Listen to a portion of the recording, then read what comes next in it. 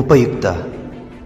ಇದು ಕಲಿಕೆಯ ಸಾಗರ, ಕಲಿಯುವ ಮನಸ್ಸಿಗೆ ಆಧಾರ, ಕಲಿಯುತ್ತ ನಲಿಯುವ ತಾಯಿ ನುಡಿಯ ಎಂಬಂತೆ ಎಲ್ಲ ಕುಲಕೋಟಿ ಕನ್ನಡಿಗರ ಪಾದಾರವಿಂದಕ್ಕೆ ಶರಣಾಗಿ ಕನ್ನಡ ಭಾಷೆಯನ್ನು ಕಲಿಯುವ ವಿದ್ಯಾರ್ಥಿಗಳಿಗೆ ಹಾಗೂ ಶಿಕ್ಷಕರಿಗೆ ಉಪಯೋಗವಾಗಲೆಂದು ಸಿದ್ಧಪಡಿಸಿರುವ ಒಂದು ಮಾಧ್ಯಮವೇ ಈ ಉಪಯುಕ್ತ.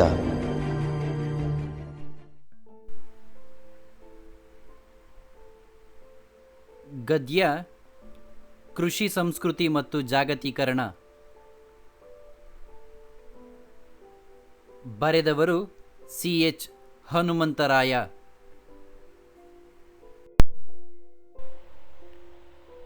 ಸಂದರ್ಭಾನುಸಾರ ವಿವರಿಸಿ.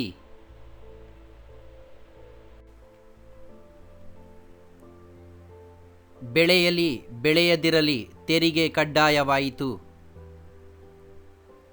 ಶ್ರೀ ಸಿ.ಎಚ್. ಹನುಮಂತರಾಯ ಅವರ ಕೃಷಿ ಸಂಸ್ಕೃತಿ ಮತ್ತು ಜಾಗತೀಕರಣ ಎಂಬ ಲೇಖನದಿಂದ ಈ ಮೇಲಿನ ವಾಕ್ಯವನ್ನು ಆಯ್ದುಕೊಳ್ಳಲಾಗಿದೆ. ಬ್ರಿಟಿಷರು ತಂದ ಹೊಸ ಬಗೆಯ ತೆರಿಗೆ ಪದ್ಧತಿಯನ್ನು ವಿವರಿಸುತ್ತಾ ಲೇಖಕರು ಈ ಮಾತನ್ನಾಡಿದ್ದಾರೆ.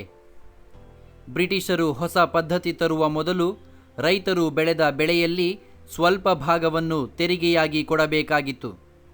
ಬ್ರಿಟಿಷರು ತಂದ ಹೊಸ ಜಮೀನ್ದಾರಿ ಪದ್ಧತಿಯಿಂದ ರೈತರು ಹಣದ ರೂಪದಲ್ಲಿ ತೆರಿಗೆಯನ್ನು ಪಾವತಿಸಬೇಕಾಯಿತಲ್ಲದೆ ಬೆಳೆ ಬೆಳೆಯಲಿ ಬೆಳೆಯದಿರಲಿ ತೆರಿಗೆ ಕಡ್ಡಾಯವಾಯಿತು.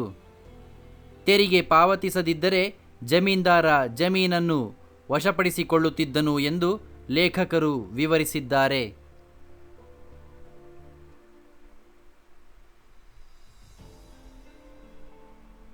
ಶವಗಳನ್ನು ನಾಯಿ ನರಿಗಳು ತಿನ್ನುತ್ತಿದ್ದವು. ಶ್ರೀಯುತ ಸಿ.ಎಚ್. ಹನುಮಂತರಾಯ ಅವರು ರಚಿಸಿರುವ ಕೃಷಿ ಸಂಸ್ಕೃತಿ ಮತ್ತು ಜಾಗತೀಕರಣ ಎಂಬ ವಿಚಾರಪೂರ್ಣ ಲೇಖನದಿಂದ ಈ ಮೇಲಿನ ವಾಕ್ಯವನ್ನು ಆಯ್ದುಕೊಳ್ಳಲಾಗಿದೆ. 15ರಿಂದ 19ನೇಯ ಶತಮಾನದವರೆಗೆ ಕಾಣಿಸಿಕೊಂಡ ಮಾನವ ನಿರ್ಮಿತ ಬರದ ವಿಚಾರವನ್ನು ಲೇಖಕರು ವಿವರಿಸುತ್ತಿರುವ ಸಂದರ್ಭವಿದು.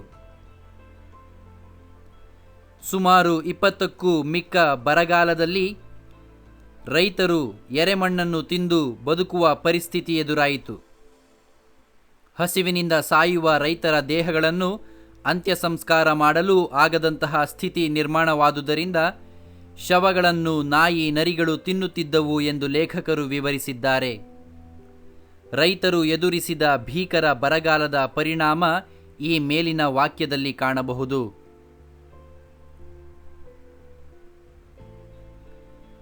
ಸ್ವಾತಂತ್ರ್ಯಕ್ಕಾಗಿ ಸೆಣಸಿದ ಸಾಮಾನ್ಯ ರೈತರ ಬದುಕು ದುಸ್ತರವಾಯಿತು.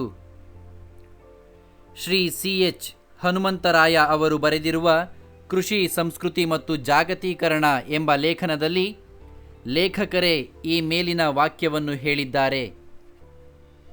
ರೈತರ ಹೋರಾಟದ ಫಲವಾಗಿಯೇ ನಮ್ಮ ದೇಶಕ್ಕೆ ಸ್ವಾತಂತ್ರ್ಯ ಲಭಿಸಿತು. ಆದರೆ ಈ ಸ್ವಾತಂತ್ರ್ಯವು ರೈತರ ಕೈಗೆ ಸಿಗದೆ ಬಂಡವಾಳಶಾಹಿಗಳ ಕೈಗೆ ಸಿಕ್ಕಿತು. ಜಮೀನ್ದಾರಿ ಪದ್ಧತಿಯನ್ನು ಮೂಲೋತ್ಪಾಟನೆ ಮಾಡದೆ ಪಾಳೆಗಾರರನ್ನೆಲ್ಲ ಹಾಗೆ ಉಳಿಸಿಕೊಳ್ಳಲಾಯಿತು. ದೊಡ್ಡ ದೊಡ್ಡ ಕಾರ್ಖಾನೆಗಳ ಮಾಲೀಕರು ತಮ್ಮ ಇಂಡಸ್ಟ್ರಿಗಳ ಕಚ್ಚಾ ಮಾಲಿಗೆ ಬೇಕೆಂದು ಲಕ್ಷಾಂತರ ಎಕರೆ ಜಮೀನುಗಳನ್ನು ಲಪಟಾಯಿಸಿಕೊಂಡರು. ಇದರಿಂದಾಗಿ ಸ್ವಾತಂತ್ರ್ಯಕ್ಕಾಗಿ ಸೆಣಸಿದ ಸಾಮಾನ್ಯ ರೈತರ ಕೂಡ ಬದುಕಲು ಕಷ್ಟಪಡುವಂತಾಯಿತೆಂದು ಲೇಖಕರು ಇಲ್ಲಿ ವಿವರಿಸಿದ್ದಾರೆ.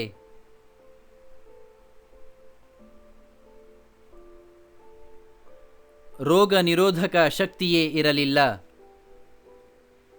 ಸಿ.ಎಚ್. ಹನುಮಂತರಾಯ ಅವರು ರಚಿಸಿರುವ ಕೃಷಿ ಸಂಸ್ಕೃತಿ ಮತ್ತು ಜಾಗತೀಕರಣ ಎಂಬ ಲೇಖನದಲ್ಲಿ ಈ ಮೇಲಿನ ವಾಕ್ಯವಿದೆ. ಸಾಮ್ರಾಜ್ಯಶಾಹಿಗಳು ಮುಕ್ತ ಮಾರುಕಟ್ಟೆಯಲ್ಲಿ ದಿಗ್ವಿಜಯ ಸಾಧಿಸಲು ಸಸ್ಯಾಹಾರಿ ದನಗಳನ್ನು ಸಹ ಮಾಂಸಾಹಾರಿಗಳಾಗಿ ಮಾಡಿದ್ದನ್ನು ವಿವರಿಸುತ್ತಾ ಲೇಖಕರು ಕುರಿಗಳ ಮೇಲೆ ರಾಸಾಯನಿಕ ಆಹಾರದ ಪ್ರಯೋಗ ಮಾಡಿದ್ದನ್ನು ಹೇಳಿರುವರು. ಈ ಬಗೆಯ ಆಹಾರ ತಿಂದ ಕುರಿಗಳು ಗೂಳಿಗಳಂತೆ ಬೆಳೆದವು ನಿಜ. ಆದರೆ ಅವುಗಳಲ್ಲಿ ರೋಗ ನಿರೋಧಕ ಶಕ್ತಿಯೇ ಇಲ್ಲದೆ ವಿಚಿತ್ರ ರೋಗಗಳಿಗೆ ಬಲಿಯಾಗಿ ಸತ್ತವೆಂದು ವಿವರಿಸಿರುವ ಸಂದರ್ಭವೂ ಇದಾಗಿದೆ.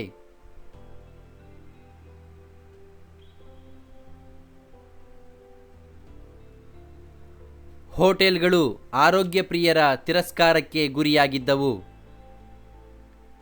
ಸಿ.ಎಚ್. ಹನುಮಂತರಾಯ ಅವರು ಬರೆದಿರುವ ಕೃಷಿ ಸಂಸ್ಕೃತಿ ಮತ್ತು ಜಾಗತೀಕರಣ ಎಂಬ ಲೇಖನದಲ್ಲಿ ಜಾಗತೀಕರಣದ ಪರಿಣಾಮವಾಗಿ ನಮ್ಮ ದೇಶಕ್ಕೆ ಕಾಲಿಟ್ಟ ಹೋಟೆಲು ಉದ್ಯಮದ ಬಗ್ಗೆ ವಿವರಿಸುತ್ತಾ ಈ ಮಾತನ್ನಾಡಿದ್ದಾರೆ. ಜಾಗತೀಕರಣದ ಪರಿಣಾಮವಾಗಿ ನಮ್ಮ ದೇಶಕ್ಕೆ ಕಾಲಿಟ್ಟ ಖಾದ್ಯ ತಯಾರಿಕಾ ಕಂಪನಿಗಳು, ಹೋಟೆಲುಗಳು ಆರೋಗ್ಯ ಪ್ರಿಯರ ತಿರಸ್ಕಾರಕ್ಕೆ ಒಳಗಾದವು. ಏಕೆಂದರೆ ಅವು ತಯಾರಿಸುವ ಮಾಂಸ ರುಚಿಕರವಾಗಿರಲು ಅಪಾಯಕಾರಿ ರಾಸಾಯನಿಕಗಳನ್ನು ಬಳಸಲಾಗುತ್ತಿರುವ ಅಂಶಗಳನ್ನು ಅಮೆರಿಕದ ಗುಣಮಟ್ಟ ಪರೀಕ್ಷಣಾ ಸಮಿತಿಯ ಸಂಸತ್ತು ಬಹಿರಂಗಪಡಿಸಿತು.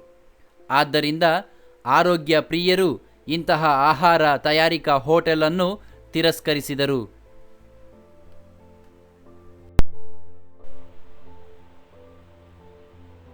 ಒಂದು ವಾಕ್ಯದಲ್ಲಿ ಉತ್ತರಿಸಿ.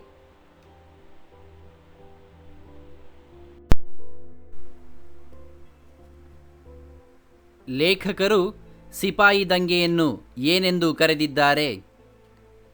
ಲೇಖಕರು ಸಿಪಾಯಿ ದಂಗೆಯನ್ನು ರೈತ ದಂಗೆ ಎಂದೇ ಕರೆದಿದ್ದಾರೆ.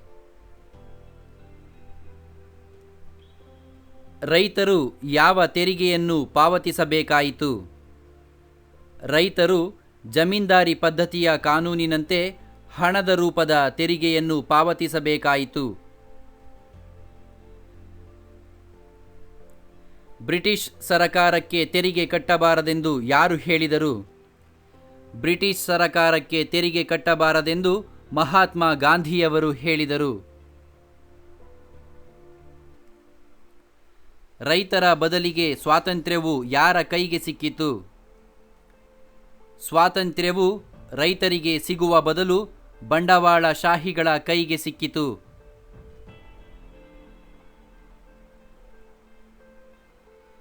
ಶ್ರೀಮಂತ ರೈತರ ಉದಯಕ್ಕೆ ಯಾವುದು ಸಹಾಯಕವಾಯಿತು? ಹಸಿರು ಕ್ರಾಂತಿಯು ಶ್ರೀಮಂತ ರೈತರ ಉದಯಕ್ಕೆ ಕಾರಣವಾಯಿತು.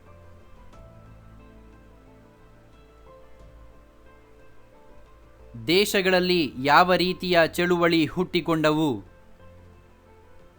ರೈತ ಪರವಾದ ಚಳವಳಿ ಹೋರಾಟಗಳು ಹುಟ್ಟಿಕೊಂಡವು ಮತ್ತು ದೇಶೀಯ ವಿಮೋಚನಾ ಚಳವಳಿಗಳು ಹುಟ್ಟಿಕೊಂಡವು.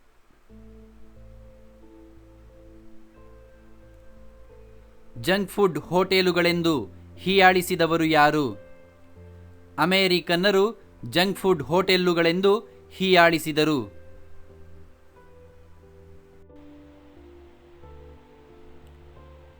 ಎರಡು ಅಥವಾ ಮೂರು ವಾಕ್ಯಗಳಲ್ಲಿ ಉತ್ತರಿಸಿರಿ.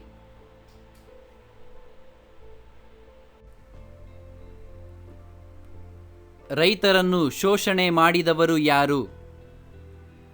ರೈತರನ್ನು ಸಾಲದ ಸುಳಿಯಲ್ಲಿ ಸಿಲುಕಿಸಿದ ಸಾಹುಕಾರ ವರ್ಗವು ರೈತರಿಗೆ ನೀಡಿದ ಸಾಲಕ್ಕೆ ಸಿಕ್ಕಾಪಟ್ಟೆ ಬಡ್ಡಿ ಹಾಕಿ ರೈತರನ್ನು ಶೋಷಣೆ ಮಾಡಿತು. ರೈತ ಚಳುವಳಿಗಳು ಎಲ್ಲೆಲ್ಲಿ ನಡೆದವು? ಕರ್ನಾಟಕದಲ್ಲಿ ರೈತ ಚಳುವಳಿಗಳು ಕಾಗೋಡು, ದಾಂಡೇಲಿ, ಹಳಿಯಾಳ, ನರಗುಂದ ಮತ್ತು ಶಿವಮೊಗ್ಗದಲ್ಲಿ ನಡೆದವು. ಸಾಲ ಕೇಳಲು ಹೋದ ಬಡ ರಾಷ್ಟ್ರಗಳ ಮೇಲೆ ವಿಧಿಸಿದ ನಿರ್ಬಂಧಗಳು ಯಾವುವು?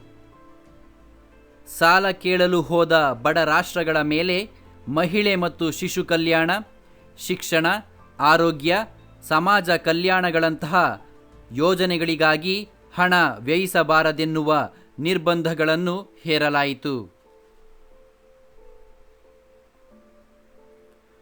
ಕೃಷಿ ಜಮೀನನ್ನು ಯಾರೂ ಖರೀದಿಸುವಂತಿಲ್ಲ. ನಮ್ಮ ಕರ್ನಾಟಕ ರಾಜ್ಯ ಭೂ ಸುಧಾರಣಾ ಕಾಯ್ದೆಯ ಪ್ರಕಾರ ರೈತ ಅಥವಾ ರೈತ ಕೂಲಿಕಾರರಲ್ಲದವರು ಕೃಷಿ ಜಮೀನುಗಳನ್ನು ಖರೀದಿಸುವಂತಿಲ್ಲ.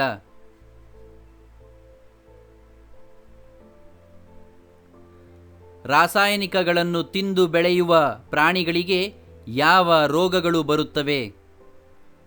ರಾಸಾಯನಿಕಗಳನ್ನು ತಿನ್ನುವುದರಿಂದ ಪ್ರಾಣಿಗಳು ಅಕಾಲಿಕವಾಗಿ ಬಾತುಕೊಂಡು ಕೊಬ್ಬಿ ಬೆಳೆದು ಕುರಿಗಳೆಲ್ಲ ಗೂಳಿಗಳಂತೆ ಕಂಡವು.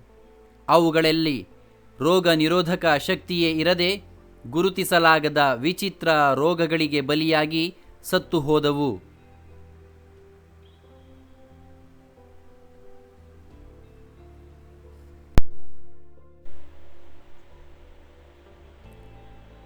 ಐದಾರು ವಾಕ್ಯಗಳಲ್ಲಿ ಉತ್ತರಿಸಿರಿ.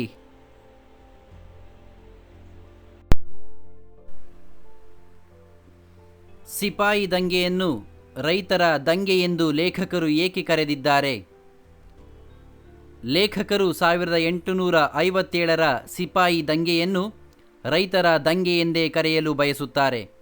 ಇದಕ್ಕೆ ಅವರು ನೀಡಿರುವ ಕಾರಣವೆಂದರೆ, ಸಿಪಾಯಿ ದಂಗೆ ಸ್ಫೋಟಗೊಳ್ಳುವುದಕ್ಕೆ ಕ್ರಾಂತಿಕಾರಕ ವಾತಾವರಣವನ್ನು ರೈತರು ತಮ್ಮ ಚಳುವಳಿಗಳ ಮೂಲಕ ಸೃಷ್ಟಿ ಮಾಡಿದರೆಂಬ ಸಂಗತಿ. ಅಲ್ಲದೆ ಸಿಪಾಯಿ ದಂಗೆಯಲ್ಲಿ 1.5 ಲಕ್ಷ ಭಾರತೀಯರು ಕೊಲ್ಲಲ್ಪಟ್ಟರು. ಅವರಲ್ಲಿ ಅರ್ಧಕ್ಕಿಂತಲೂ ಹೆಚ್ಚು ಜನ ರೈತರೇ ಇದ್ದರು. ಅಲ್ಲದೆ ಗಾಂಧೀಜಿಯವರು ಕರೆ ಕೊಟ್ಟಾಗ ಅದಕ್ಕೆ ಓಗೊಟ್ಟ ರೈತರ ಸ್ವಾತಂತ್ರ್ಯ ಚಳುವಳಿಯು ಹಳ್ಳಿ ಹಳ್ಳಿಗೆ ವ್ಯಾಪಿಸಲು ಸಾಧ್ಯವಾಯಿತು. ಈ ಎಲ್ಲ ಕಾರಣಗಳಿಂದ ಲೇಖಕರು ಇದನ್ನು ರೈತರ ದಂಗೆ ಎಂದೇ ಕರೆಯಲು ಅಪೇಕ್ಷೆ ಪಟ್ಟಿದ್ದಾರೆ.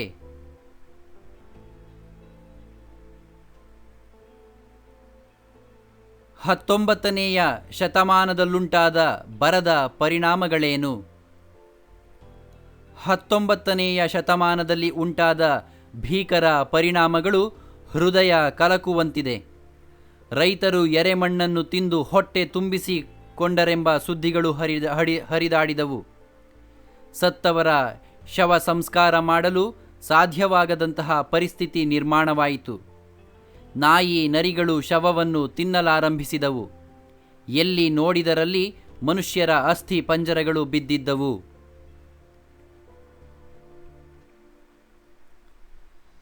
ರೈತ ಚಳುವಳಿಗಳ ಬಗ್ಗೆ ಬರೆಯಿರಿ. 70ರ ದಶಕದಲ್ಲಿ ಭುಗಿಲೆದ್ದ ರೈತ ಚಳುವಳಿಗಳು ಮಧ್ಯಮ ಮತ್ತು ಶ್ರೀಮಂತ ರೈತರ ಬೇಡಿಕೆಗಳನ್ನು ಪ್ರಧಾನವಾಗಿರಿಸಿಕೊಂಡ ರೈತ ಹೋರಾಟಗಳಾಗಿದ್ದವು. ಬಡ ರೈತರು ಗಮನಕ್ಕೆ ಬರಲೇ ಇಲ್ಲ. ಈ ಬಗೆಯ ಚಳುವಳಿಗಳು ಸರಕಾರಗಳನ್ನು ನಡುಗಿಸತೊಡಗಿದವು. ಕರ್ನಾಟಕದಲ್ಲಿ ಕಾಗೋಡು ರೈತ ಹೋರಾಟವು ಅಭೂತಪೂರ್ವ ನೆಲೆಗಟ್ಟನ್ನು ಒದಗಿಸಿಕೊಟ್ಟಿತು. ದಾಂಡೇಲಿ, ಹಳಿಯಾಳಗಳಲ್ಲಿ ರೈತ ಹೋರಾಟವು ನಡೆಯಿತು. ನರಗುಂದ ಮತ್ತು ಶಿವಮೊಗ್ಗ ರೈತ ಚಳುವಳಿಗಳು ನಡೆದವು. ಶಿವಮೊಗ್ಗ ರೈತ ಚಳುವಳಿಯ ನಂತರ ರೈತ ಸಂಘಟನೆಗಳು ಒಡೆದು ಹೋಳಾಯಿತೆಂದು ಲೇಖಕರು ಹೇಳಿದ್ದಾರೆ.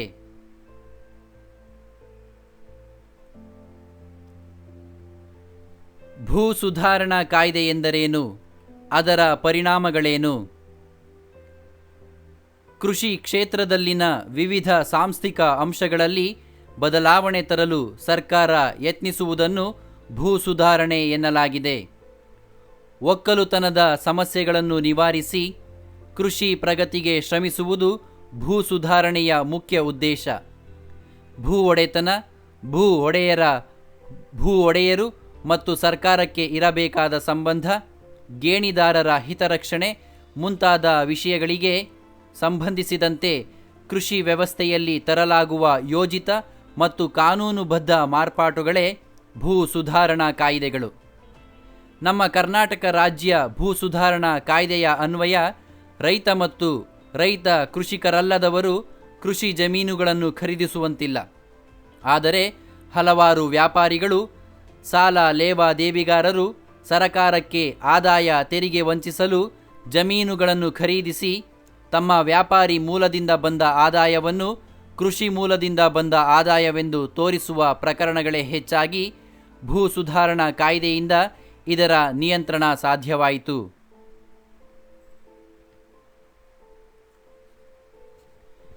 ನಮ್ಮ ಆರೋಗ್ಯದ ಮೇಲೆ ವಿದೇಶಿ ಹೋಟೆಲ್ಗಳು ನಡೆಸಿದ ದಾಳಿಗಳೇನು?